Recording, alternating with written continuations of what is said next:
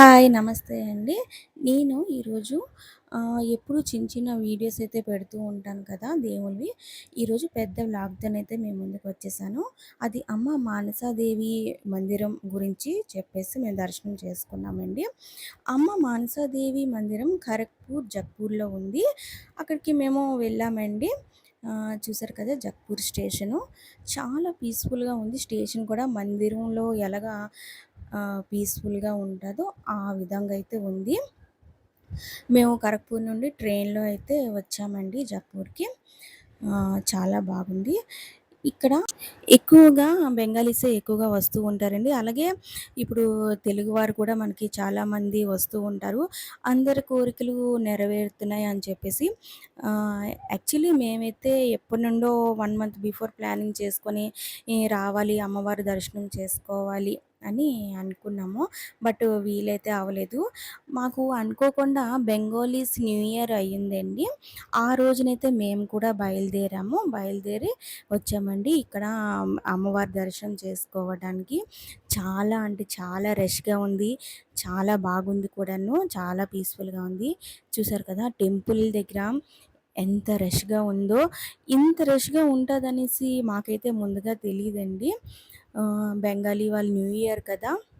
అందుకే చాలామంది బెంగాలీస్ అందరూ కూడా మేము అయితే 6:00 కల్లా మేము ట్రైను పట్టుకొని వచ్చేసామండి జగ్‌పూర్‌కి, ఖరగ్‌పూర్ నుండి.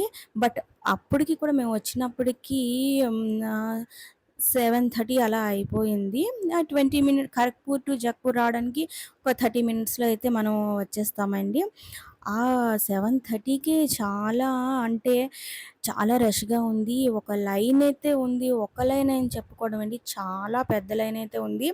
మేము ఎప్పుడు దర్శనం చేసుకున్నా సరే ఇంతలా ఉండేది కాదు రష్. కానీ ఈసారి బెంగాలీస్ వాళ్ళ న్యూ ఇయర్ కాబట్టి అమ్మవారి దర్శనం చేసుకోవడానికి అందరూ విచ్చేశారు. అందుకే చాలా హెవీ రష్‌గా ఉన్నది. గేట్ అయితే క్లోజ్ చేస్తున్నారు.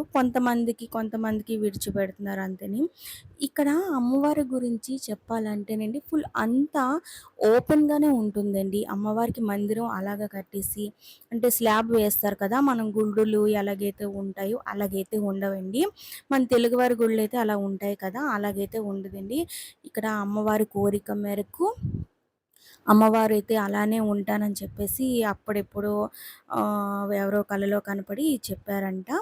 ఆ విధంగా అమ్మవారి చుట్టుపక్కలైతే చూసారా బాగా బౌండరీ అయితే బాగా కట్టారు టెంపుల్‌లా కానీ స్లాబ్ అలాంటివైతే ఉండవు. ఆ అమ్మ వర్షంకి తడుస్తూ, ఎండకి అలా ఉంటూ, చలికి అలానే ఓపెన్‌గానే ఉంటుందండి. అమ్మ మానసాదేవి. ఇక్కడ కోరికలైతే చాలా నెరవేరుతాయండి. మనం ఏ కోరికను కోరుకొని వచ్చామంటే అలాగే మనకి ఉన్న కష్టం మనకి తెలిసే ముందే అమ్మకి తెలిసిపోతుంది. ఆ విధంగా అమ్మ ఎలాగైనా మనల్ని రప్పించుకుంటది. మనం వెళ్లి అక్కడ అమ్మ ఇలాగ మాకు కష్టంగా ఉంది. మనకి హెల్త్ ప్రాబ్లమ్ ఇలా ఉందని మనం చెప్పకముందే ఆ అమ్మ తెలుసుకొని మనల్ని చాలా అంటే చాలా సేవ్ చేస్తుంది.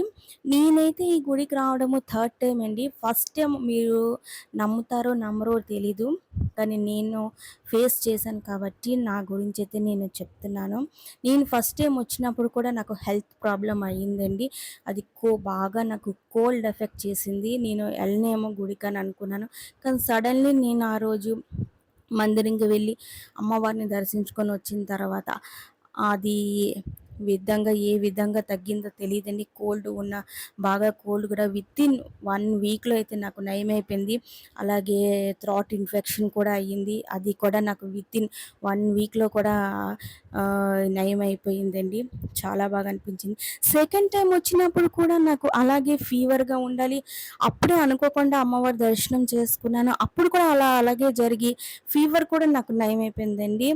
ఇప్పుడు కూడా అలానే అయ్యింది. ఏంటంటే ఇప్పుడైతే నాకు ఫీవర్ అయితే కాదు. బట్ నాకు కొంచెం ఇండైజెషన్ కొంచెం అయిపోయింది. ఆ విధంగా కొంత హెల్త్ ప్రాబ్లమ్ అవ్వడం వల్ల నేను ఎలాగో అమ్మవారి దర్శనం చేసుకుందాం అనేసి ఎళ్ళాను. వితిన్ 2 డేస్‌లోనే నేను అమ్మవారికైతే అలాగేమీ మొక్కుకోలేదండి. వస్తాను, చేస్తాను అని చెప్పేసి. బట్ ఆ యమ్మ రప్పించుకుంది. ఆ యమ్మ దగ్గర పూజలు చేశాము. బాగుంది. పూజ చేసి వచ్చినప్పటి నుండి నేను ఈ రోజుకి నాకు 2 డేస్ అవుతుంది. 2 డేస్ నుండి నేను చాలా అంటే చాలా హ్యాపీగా ఉన్నానండి. నా హెల్త్ అస్సలు నిజంగా నమ్మలేకపోతున్నాను. చాలా నయమైపోయింది. చాలా బాగుంది. అమ్మవారికైతే తెలిసిపోతుంది కదా మన గురించి. మనం ఎంతలా మనం బాధపడతామా హెల్త్ ప్రాబ్లమ్ వల్ల అనేసి.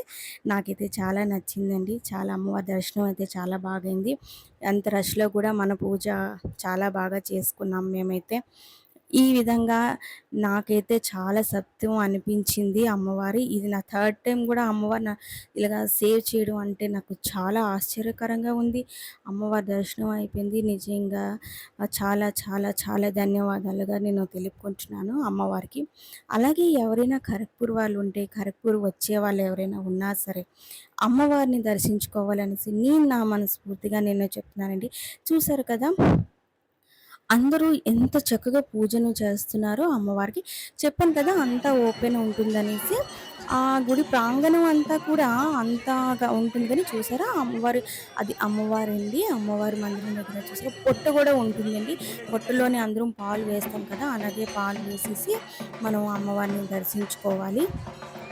ఇంకొక ఆశ్చర్య విషయం ఏంటంటే, మనం వేసిన పాలు ఆ బుట్టలో వెళ్తున్నాయో, ఎటు వెళ్తున్నాయో మనకైతే అస్సలు ఎవ్వరికీ ఇప్పటి వరకు తెలీదండి. అంత సత్యము. అంటారు ఈవినింగ్ అయితే ఇక్కడ స్నేక్స్ కూడా అంటే నాగుపాములు కూడా వస్తూ ఉంటాయని నేనైతే ఆలకించానండి. ఇక్కడ బెంగాలీస్ కొంతమంది అయితే చెప్తున్నారు.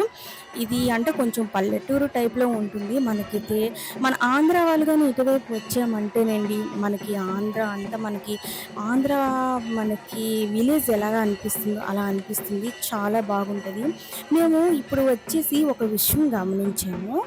ఈ అంటే మనం జక్పూర్ వచ్చాము అంటే ఇంక అక్కడి నుండి ప్రతి ఇంటికి అండి, ప్రతి ఇంటిలో కూడా మందార చెట్లు ఉంటున్నాయండి.